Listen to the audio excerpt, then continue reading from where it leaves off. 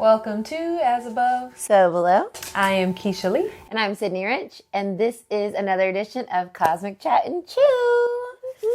And as you can see, we're festive. We're ready for the season. It's a happy season, you guys.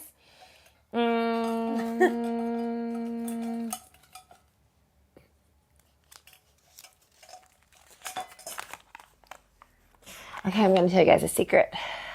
We planned this one. Obviously, because we are ready to go. But typically, as you know, those are like very organic. But we just wanted to make a Halloween-y, fun vibe for you guys. So today we are talking about cosmic encounters, paranormal encounters, and mediumship. Ooh, it's going to be so fun! That's very interesting.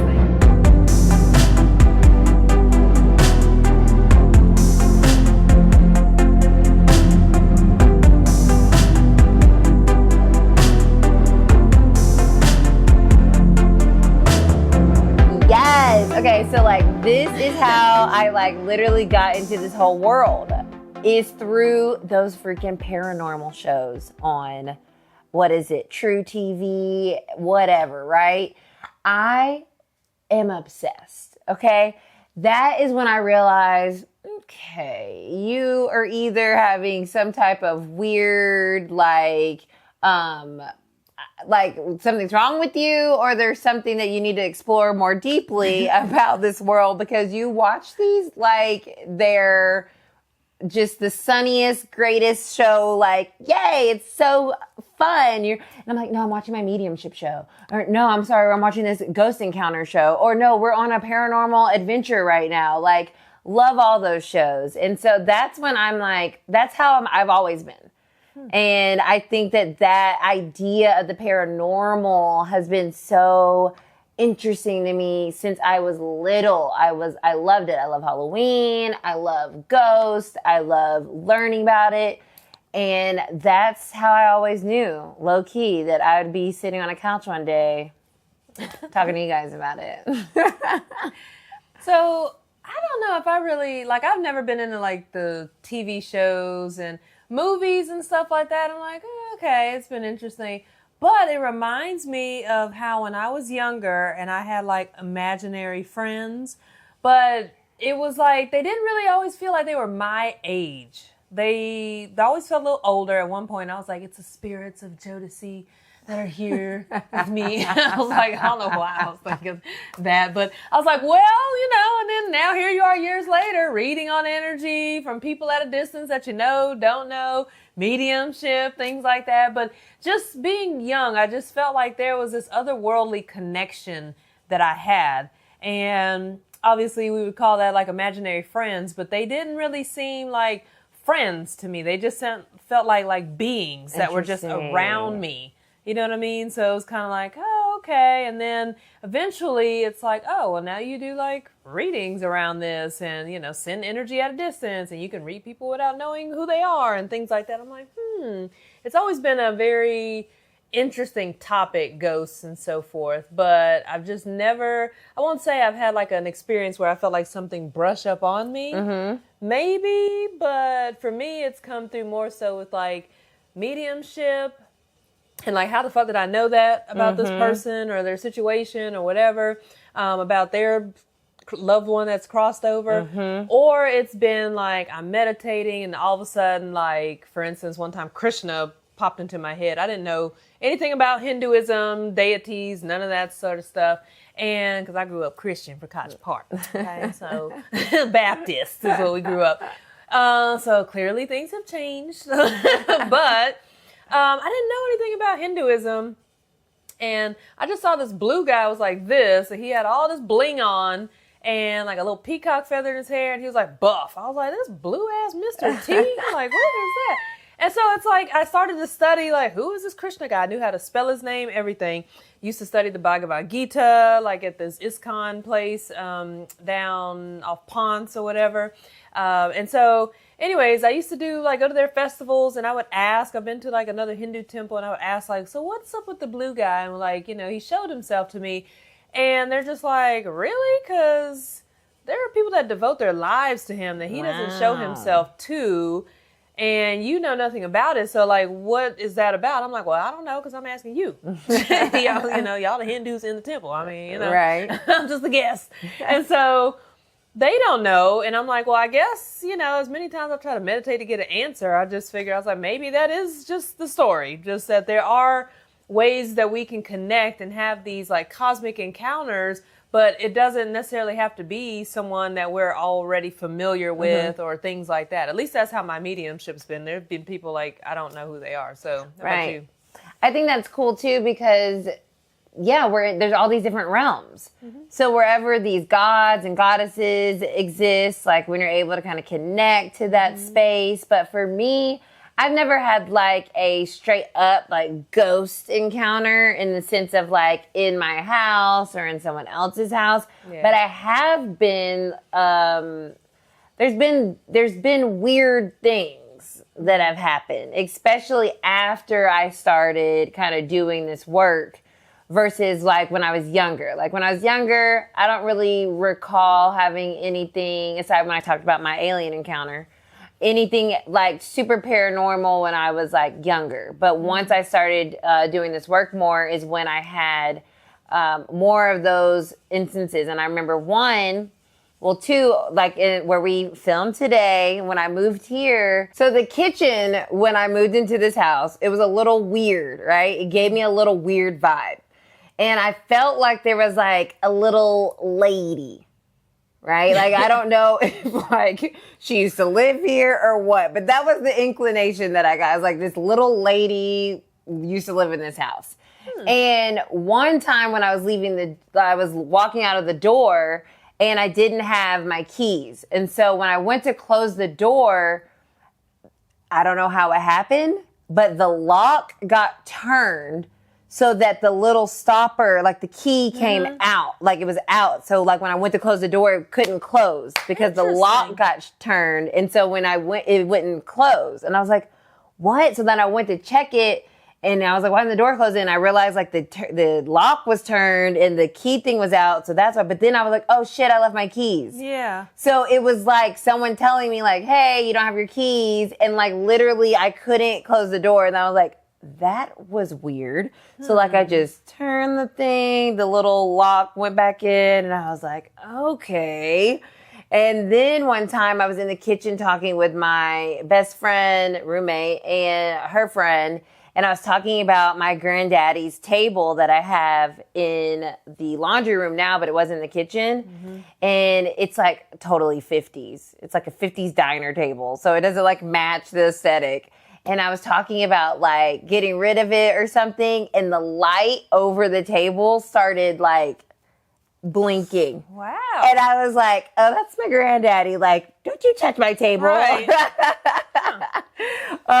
So that happened. That's probably the most like, what is this weird thing that's going on that's happened to me like as like a paranormal kind of vibe, which is really fun. That is interesting. Yeah, I haven't had like a paranormal type thing yet. I don't know if I'd be open. Maybe that's why Spirit is like. But I will say that anytime I have tried to go to like a graveyard tour or a cemetery tour in Savannah or in New Orleans, it's like Spirit is like, nope. Interesting. You did too much mediumship stuff to be in this kind of space because like it always either rains or the hours don't, work for us or something like that. It's just something is, and someone told me, they're like, yeah, because you do mediumship, like you don't need to be in a graveyard.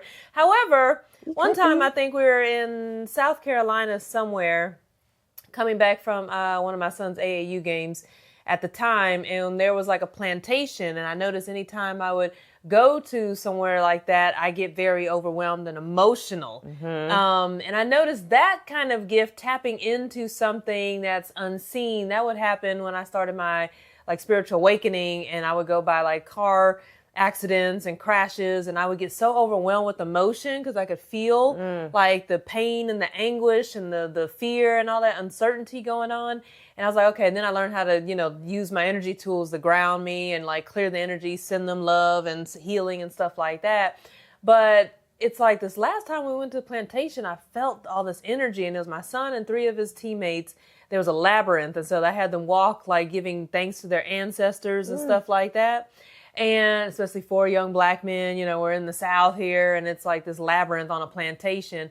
And it was the craziest thing because as we were leaving, all of a sudden it started raining really hard, and all these trees were like low and kind of, you know, looking a little raggedy. It was like just a whole bunch of trees. And then once I started saying thank you and giving reverence to like the ancestors, then all of a sudden it's like the rain clouds lifted, and there were these huge, tall, dark, like evergreen trees just, you know, from the rest of the road on or whatever. And I'm just like, huh. So I've had, I won't say ghosts, but there was another time where I was on the highway going through the Trail of Tears because I was once again coming back from my son's college or something, and it was dark. I got off some random road and ended up going the scenic route, I guess, but it was a heavy fog that set in, and I swore like in the fog I could see like souls that were still like earthbound. Interesting. And so I was doing like, I'm driving, doing Reiki, you know. I'm like, okay, all right, to the ancestors again on the Trail of Tears. I don't know how I got here. Let me do my work.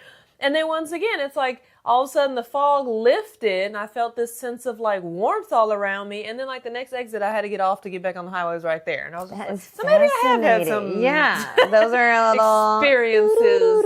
Yeah, I've seen entities too. So when people say someone's an energetic vampire, sometimes I've like had to banish them in my space and other people's space, but they look like the Dementors from Harry Potter and stuff. Like they've got like this black veiled, you know, red eyes and stuff. And like sometimes they'll have these fangs. And so I've had people when they try to attach themselves to me or something, the energy's weird, I can sometimes see their energy like that. And I have to threaten to erase them.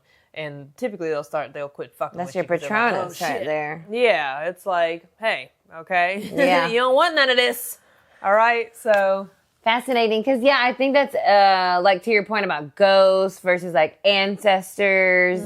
You know, all of paranormal, all that just means it's like it's like not the normal, right? But all of that kind of goes into there, and yes, there's different levels of it where it does feel more benevolent or it can feel more like malicious. And that, I think, has a lot to do to, like, setting your boundaries energetically, because we have control over that. Like, we can say, like, you know, like that you're not allowed not today, over here. Satan. Right. Which, you know, when you talk about, like, more malicious energies and entities, a lot of that is, like, a poltergeist is, like, a creation of your own doing. It's it's energy that's kind of, has manifested in your home. That's like everybody's kind of like the Babadook. If you've ever seen that movie where it's like someone's depression is like manifest.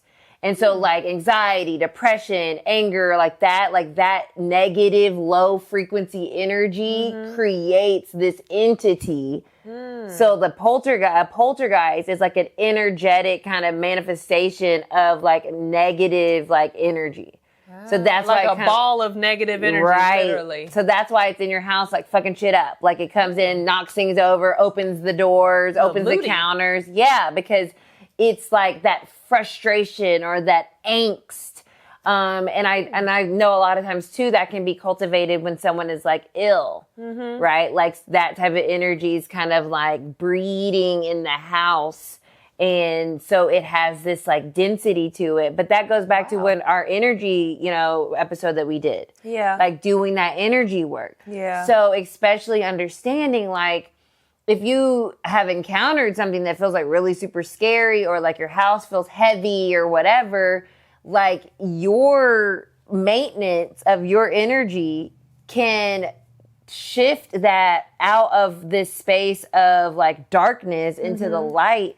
Which is kind of what happens when they come in and exercise a home, right? Yeah. Because you're blessing it. You're essentially kind of taking back over the space with light energy. Yeah. So like it's cool because you do have more like agency, I feel. But what happens, I think, too, is like certain spaces or places that like never got energy maintenance. Yeah. They turn into a creature of their own cesspool. right? And then it's just like, that's haunted.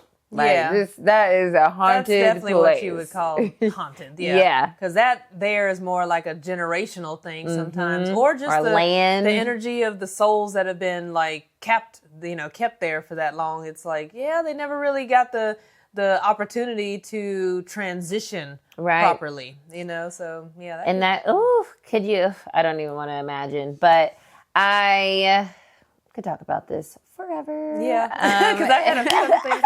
I'm like, I might have to revisit this We're one. definitely going to. Hope you guys have a happy Halloween as well. Let us know if you have any creepy, scary, weird, unexplainable experiences yourself. Love to chat about it, especially if you had some like really cool ones. Yeah. Because we could even like do a cool little thing to like have you guys come and share those experiences. Yeah, so Yay. see you next time. Boo.